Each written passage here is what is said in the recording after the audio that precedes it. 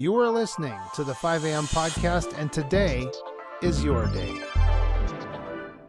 Good morning and welcome to another inspiring, maybe adventurous episode of the 5 a.m. podcast. I'm your host, Michael Klassen, and today we're joined by a man who truly embodies the adventurous spirit most of us only dream about. Flo is the founder of Simplicity of Happiness, and he made a life-altering decision in 2010 when he traded his Berlin penthouse for a van journey into the Sahara Desert. What followed was a complete transformation, building a lodge in Zanzibar, acquiring land in Africa's largest national park where lions still roam free, climbing some of Africa's highest peaks, and then, of course, setting sail on a historic wooden boat for 6 months. Now, this sounds like my entire YouTube playlist, all in one man's life, and he made the decision to say yes to adventure. Now, throughout his extraordinary journey, Flo has coached countless individuals to break free from societal expectations and create their own yes to life. Today, we'll explore life's adventurous possibilities and how setting strong boundaries for our own future ideas and future selves matters. Now, a hearty welcome to you wherever you are listening or watching from. We do appreciate you being here. And to those making us part of their Atlanta morning commute or maybe home from the night shift on WDJY FM, or maybe your day's plans in Denver on 92.9, welcome. If you can please share today's adventurous episode with 3 of your friends, I know that many are going to enjoy and possibly profit from today's conversation. And a big thanks to those who've given us a 5-star review on their favorite podcast player. And of course, finally, thanks to those that have ventured over to buymeacoffee.com/5am podcast and bought us a few of those delicious virtual cups of coffee this week and last. We do appreciate all the support. And now, Flo, it's a pleasure to welcome you to the 5am podcast. Well, thank you so much for having me. Yes, it's great. We, ladies and gentlemen, Flo and I met virtually on a website called Podmatch. And Flo, I gotta say, when reading your bio and the information, I was like, man, this is the guy that I need to talk to. Just because that journey of yours that began in 2010, when you left that maybe the beautiful view of your Berlin penthouse, and you thought this view is not enough for this guy. What was that specific moment, or maybe a realization where you decided to abandon that conventional success for the unknown? Oh boy, how much time is left? Oh, yeah. Well, I'll start a bit earlier. So as long as I can remember, I had an adventurous mindset. So I love to read all these books about the Wild West, about explorers, about the Amazon, about Africa. I love to read Hemingway's stories, and I never dared to live up to any of that. I read about it and I thought, oh, if I only could, if I could be as powerful, as strong, as adventurous, as brave as those people that I read about. And I thought, well, but that's not me. And I always thought that, so I grew up in like the golden times of West Germany, when Germany was separated into a communist part and into a westernized part. I grew up near Cologne, and like everything went in its order. It was the 80s, so like all the children did better than their parents. Everybody had to go to university. You had to get an office job. You have to get a proper job, build your house, have a family, have a dog. Wash your car on the weekend. And I thought that if I do any of this just good enough that people think that I'm successful, then I'm allowed to do whatever I want. And so I had the opportunity to work for an American headhunter, executive search company based in Berlin. And all of a sudden, my days were flying across Europe and wearing a suit, wearing a tie, having enough money to afford everything that I could. I married a pretty, and what I thought back then, nice girl. Yes. Thought, okay, yeah, now I am somebody. Now I am someone. And if I Yes. just accumulate a little bit more money, then I can go for everything that I wish for. Yes. And then Lehman Brothers hit. I was working in the finance industry, placing executives in the finance industry, and all of a sudden, all these people that I placed just years earlier, they were out of a job. And then from 2008 until it completely hit in Europe, and then the Euro crisis was 2009, 2010, so some difficult years. Yep.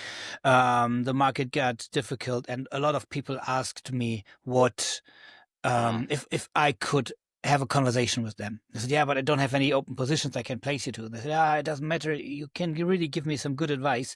And I thought, oh, me being in my 20s, how can I give good advice to you? And they said, you know what?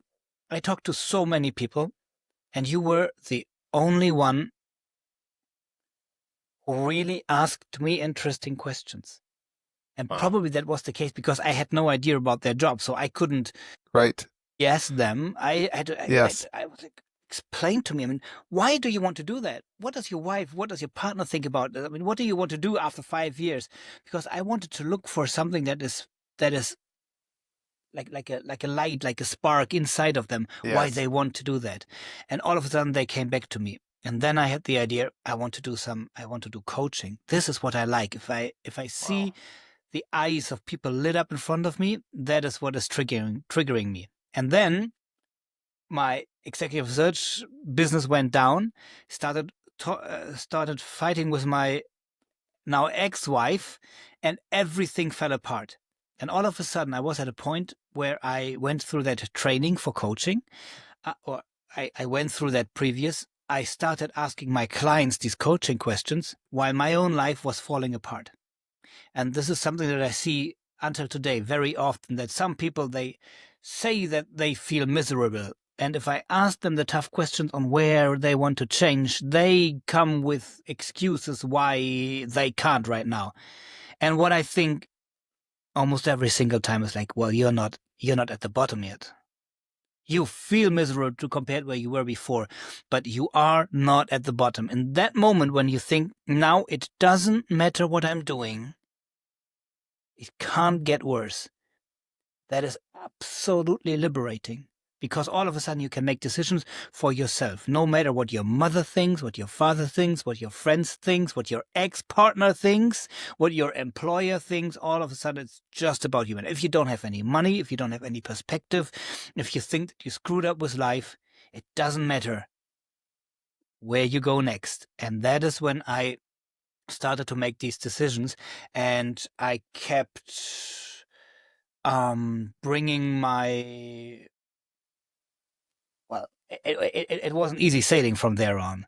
So I had a lot of setbacks. I lost a lot of money. I got betrayed. I fell in love with the wrong woman. Thanks for watching the show. Just a reminder that you can get all of our resources, other episodes, and read our blog posts at 5ampodcast.com. Gold prices have historically risen during economic uncertainty. The time is now. Visit mindstandgold.com. I was going to say we'll have to save that for part 2 and 3. Yeah. But I wanted to ask you then, just to get into that, what you were talking about, the rock bottom, and why that's so valuable. And somebody had said to me some time ago, don't rob someone of their rock bottom. Yeah. So can you talk about the value of getting to that spot where you're like, well, I can't dig any deeper? Read something quite similar the other day from Will Smith, and he didn't call it rock bottom. He called it like sky high or something like this. Okay. Rock bottom is a point where you think whatever you do, it can't get any worse. Right. And sky high, whatever Will Smith called it, was like the moment when you achieved everything. You can't have more fame. You can't have more money. You can't have more beautiful women in your life, or whatever it is that you were thriving for. And you realize it does not matter how much I add to my life. It won't get better. You have to turn inside. And that is the same with the rock bottom. Yeah. Yes. Whatever is going to happen, it won't get worse. So I might as well focus on myself and ask the question. And everything in between, there are so many other people that expect something from us. May it be society, politics, your boss, your credit card, whoever. And they have an expectation that you show up and do something whether you want it or not. And at Sky High and Rock Bottom, at both places, all of a sudden, it's your decision. When you realize it has always been your decision in between, but you thought that you're doing it for somebody else. And that is, I think, a magic place of freedom. When you, it's like this stupid metaphor of putting your breathing mask on first in the airplane in case of an accident. If you don't do that, you might save one person and then you are dead and everybody else is dead. If you are saving yourself first, you can be there for others. That is the thing about taking your own decisions. And this is something super important that I want to point out. Yes. My life didn't get easier after that. I didn't have less failures than before. I didn't have less frustrations than before. All of a sudden, it was worth paying for, because everything has a downside. And if you're living somebody else's life, you have the downside and you don't enjoy the upsides. And when you are making your own decisions and all of a sudden you are willing to go through the suffering or the frustration or the tight budget or sleepless nights or whatever it is, because you know why you want to do that. Yeah, that's so powerful. So powerful. I feel like we're almost talking about the Matrix movie, and that's coming to the realization. But I want to ask you about the 4-week solo food walk in the Sahara. Yeah, it's a foot walk. It's a foot walk, not a food walk. Oh, okay, gotcha. Misspelling. I thought that there's a typo on it, and gotcha. I tried to correct it wherever I found it, but obviously not in that version. So it was a footwork. That means, I sat down. By that time it was 2012, and I had done a lot of self-discovery and worked for as a career service consultant for one of the oldest business schools of the world. So it's like the Harvard version of France. They had a campus in Berlin. So I got settled in a different kind of career, much more development and career focused. And yet I had to ask these questions myself, like, okay, what do I want to do if I would not need to make money with that? And then I thought I would like to go on an adventure. And I wrote down everything that I could think of, like, paddling down the Yukon. And so one thing was running through in the Sahara. And for some reason that stuck with me. And then I trained for that. And I traveled in 2013. So my ex-wife, the one that I started fighting so much with, she's Moroccan. So I had been in Morocco for a couple of times. And I think that was a bit of a soul surfing, that I had to go back to that country and do my very own like spiritual journey. And I picked it on the map. I had no real idea where I'm going. Was before I had GPS and everything on the phone. Yeah. And then I took public transportation to the end of the world, a small place called Mahmid. And then I asked some people which way. They all thought I'm crazy. And I finally found a guy who did not try to rip me off, but he said, okay, you will get lost in the first day because there are so many tracks in the sand. I'll give you a guide. He joins you one day, brings you out into the desert until the tracks are clear, and then you can just follow on. And that's what I did. And the thing is, I did not have to do the first step myself, because I just took the decision and then I went with him. And then this guy went back and left me all on my own in the middle of the desert. And I had no idea how to find back. I only knew the way forward. Wow. So then I just put one foot in front of the other and amazing things happened. I met people. I met super friendly people, super helpful nomads that couldn't speak any language that I knew, and the other way Wow. around. And with the fingers, they told me how many days I have to continue until I found water in this way, or Wow. next city. I'm eventually I met some other people being on their own adventure in a 60-year-old truck, and I'm still friend with them. I continued with them for another couple of 1,000 miles to Plage Blanche in Western Sahara. I'm still friend with Yahya, the guy who pointed me in the right direction. Okay. Came back there probably another 10 or 12 times. I've just sailed there. I'm living on my own sailboat now for the last 3 years. And I sailed to Rabat in the winter, and I did another trip into the desert. And I'm taking clients there as a coaching tour. Wow. So this has been a major, major turning point in my life, because I'm not offering just a tour into the desert. I own a piece of the desert. Yes. Which I gave to my friends there, and I can completely rely on them. I call them on the phone. I tell them roughly what I want, how many people we are, and then we are going on this coaching expedition for like a week. We walk. Wow. Like the nomads, because the nomads, they don't ride on their camels. They put the stuff on the camels. So we take some camels.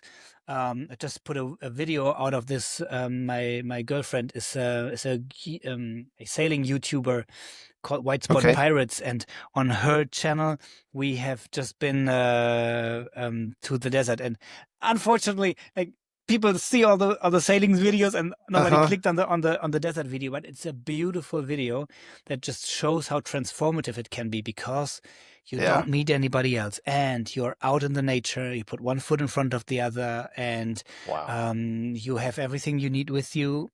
And whenever you sit down, you make a fire, you make a tea, and they prepare some food for you.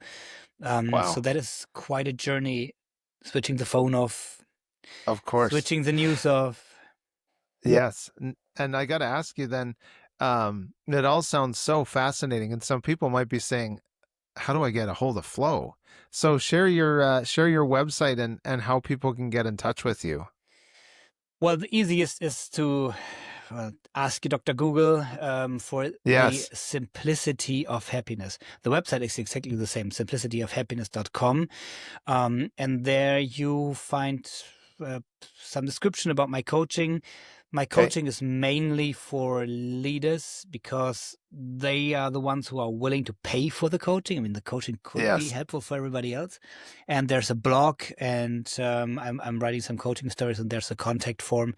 And I'm super easygoing, so I read all the emails myself. And if somebody is reaching out to me, I reply myself. Most of the times we set up free coaching sessions, and then just see where we go from there.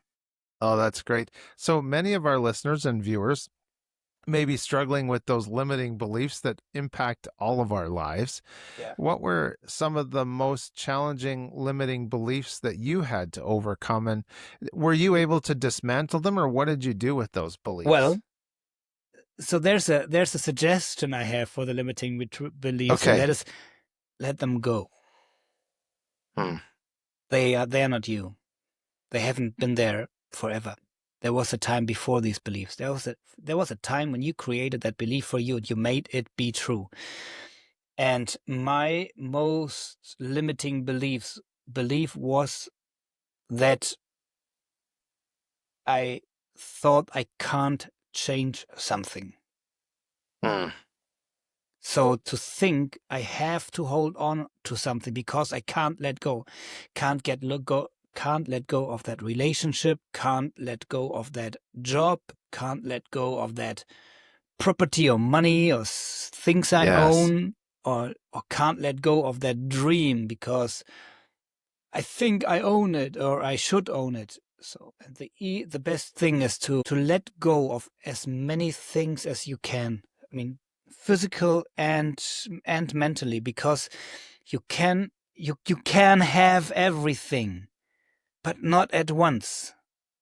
You can't be in China and in Africa and the US at the same time. It doesn't matter how much money you have. You can go there one after another, but it means if you are sitting in the US and you fly to Africa or Japan or China, you have to decide either or. You can do the other thing Yeah. after that, but you can only do one thing at a time. And so when our mind is full and we think that we want to have this and this and this and this, and we think we should have this at the same time, yes, very often we are struggling and we are getting none of that right. And if you're able to let go,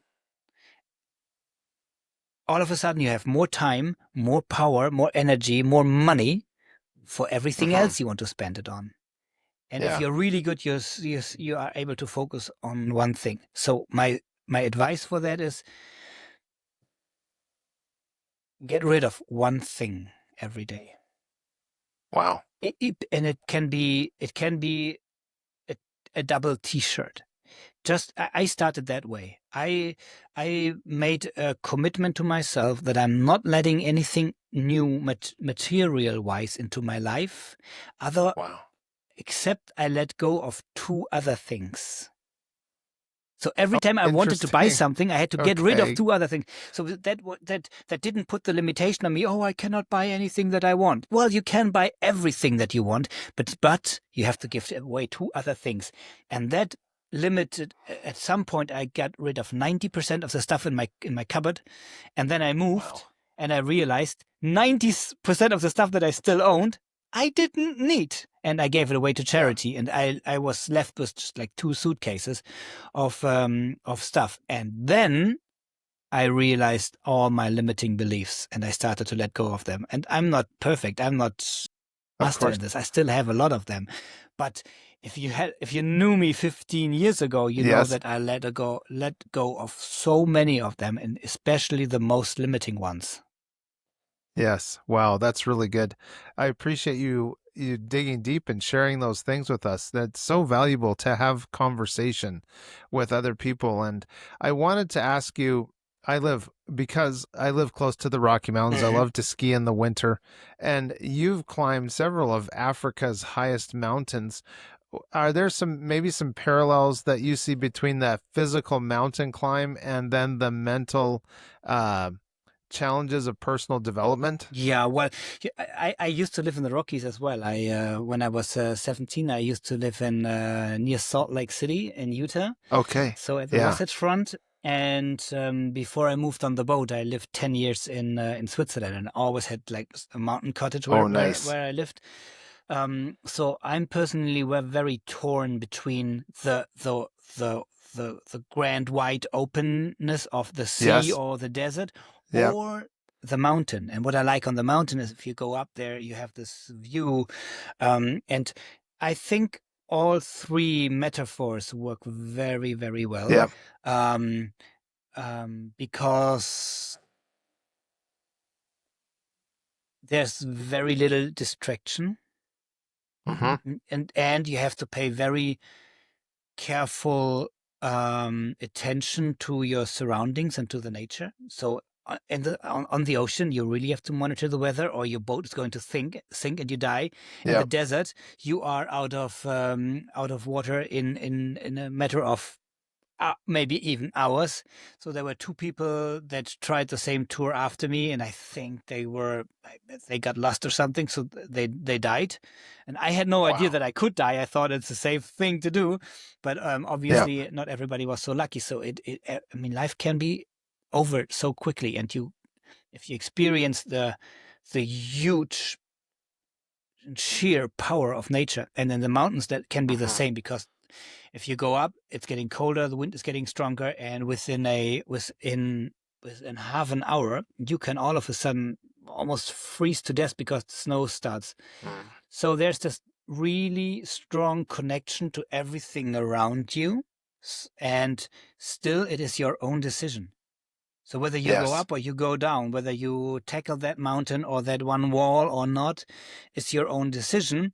And still, you have to do it together with the nature. You have to see, is it the right moment? Is it the right time? Am I capable of that?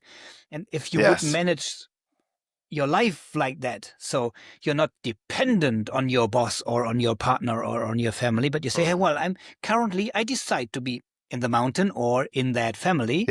And now I navigate with my natural surrounding of the family or the company, and still I take the best decisions for myself, and I'm able to communicate that to others so that they know what to hold me accountable for. And then Yes. as you reach the horizon, be it in the desert or be it on top of the mountain, all of a sudden your whole perspective shifts and you can never see to the end. The higher you rise, the more intelligent you are, the more knowledge you have, the more you see that you don't know yet. Yes. So only the stupid thinks he knows everything because the horizon ends here. True. And with crossing an ocean, crossing a desert, or climbing on a mountain. Yes. The important thing is not, and that is even more important. The important is not to reach the top. The important is to come back down again alive. Yeah. Yeah. And so that's really good. If you see that for life, it's not about just making that money or meeting that one person or marrying that one person. No, it's about carrying that home. Yeah. Wow, that's really good. When you were talking about Switzerland, I was thinking of the Matterhorn, and there was a book I read as a boy, Banner in the Sky, by James Ullman. And that is about a boy that would go up into the mountains. And of course, there was, the name escapes me at the moment. The fellow, was it Whymper? He was the I think one of the first people to documented climbing the Matterhorn. But the reason I bring those things up is it seems to align in my mind with what you're saying so much of we're reaching new heights, but then we see, well, the Matterhorn looked amazing to the people that live near it in Switzerland, but then you see K2 or you see Everest and you think, oh man, there's another opportunity. But many people, I think, are afraid to leave their comfort zones, even for a weekend. Yeah. Yeah, you've made discomfort, maybe not a lifestyle choice, but you're comfortable. You became comfortable with discomfort because it sounds like you saw new adventures and new heights. Can you talk a little bit about that decision to be comfortable with discomfort? Yeah, my strongest belief or my strongest value is freedom. So I consider myself to be very social, so I do not want to live at the expense of others, but still my highest value is my own independence and my freedom, the possibility to take my own decisions. And I realized that I limited myself massively by being afraid. So I was afraid in the dark, and I was afraid on my own before I went to the Sahara. And I just thought, okay, I don't think about that. I don't think about it. And then when I was there, I could have peed my pants in the night. I was so afraid that somebody's going to come and stab me, but there was nobody else because I was alone in the desert. And that what happened is it changed. So my perspective on life and my perspective on danger changed a lot. Yes. And still, I'm very often super afraid. A couple of years ago, after living on that wooden boat, we got in a couple of storms, and I was super afraid at night because I always thought my drink is going to egg and I'm going to crash. And then I started to become afraid to sail on my own in heavy winds. And I really struggled with that for a couple of years, and I had to test my boundaries again. I had a different boat, and then I started sailing into stronger and stronger winds, and I got company on board, and we tried some even stronger winds so that I built up the confidence. And I would say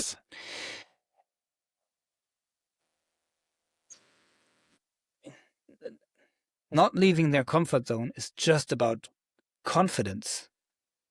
And the funny thing is, the longer you stay in the comfort zone, the smaller it will get, and the more afraid you will be of everything else around it.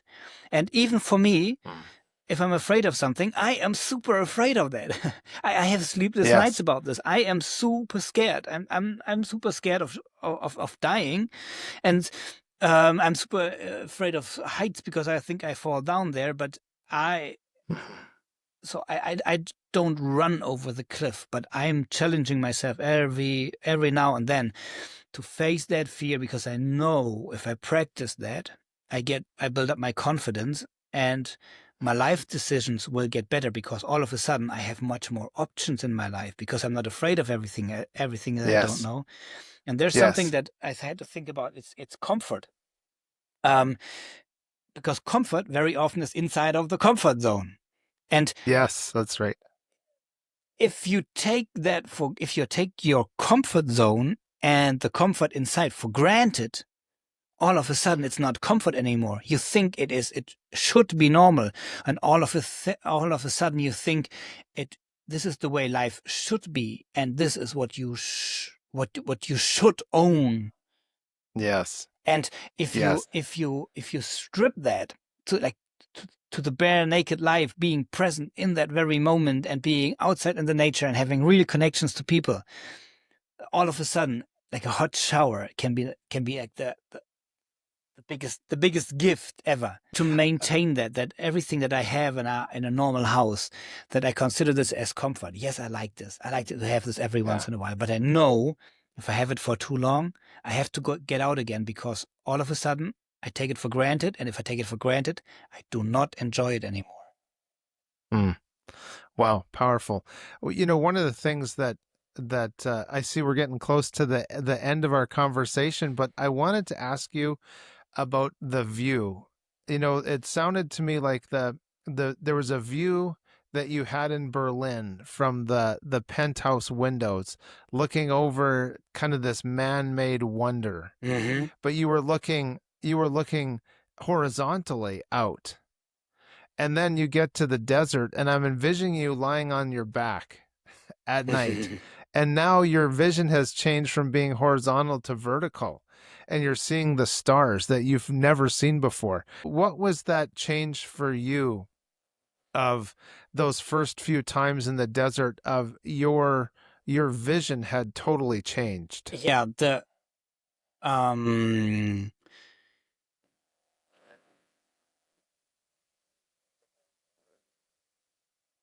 well, it both remains some kind of an egocentric vision, but one Okay. is a vision from my point out to the others. Yes. Yeah, right. And because there's so much stimulus that you in a city, like in a Yeah. man-made place, in a city, in a amusement park. I mean, there's like everything is trying to catch your attention, so you are all of the time you're in reaction mode.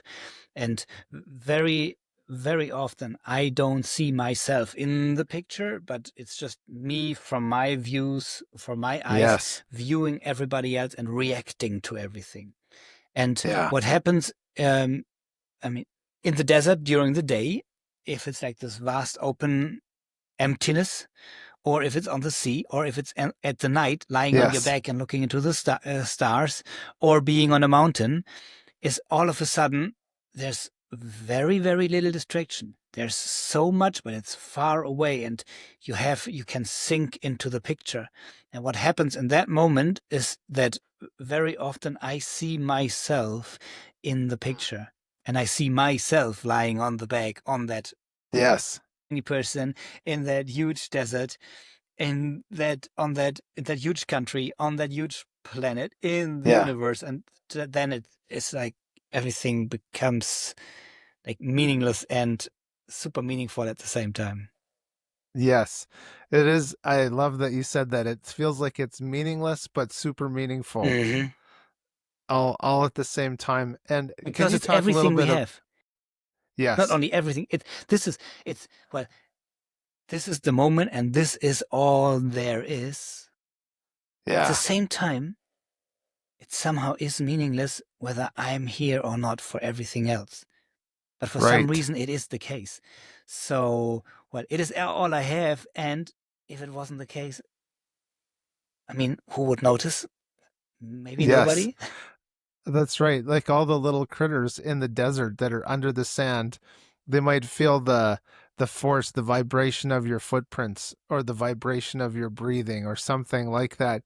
But it's like you become the vapor Hmm. and the whisper in their realm.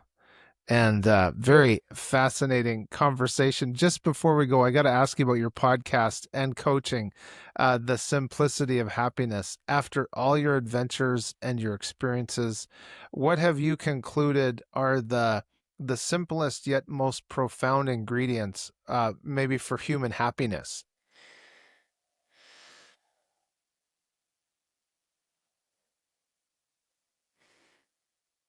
Yeah. Um, and that's super interesting that it doesn't really matter whether you're going to university or whether you are a leader, whether you're traveling the world Yes. or whether you are living in one country, whether it's in Africa or not. I have met a lot of super rich, unhappy people, and I have met a lot of poor, very happy people. And for a while I thought it's money that makes you feel bad. And then I met some really rich and really happy people and some really poor and really unhappy people. And what I realized is that the unhappy people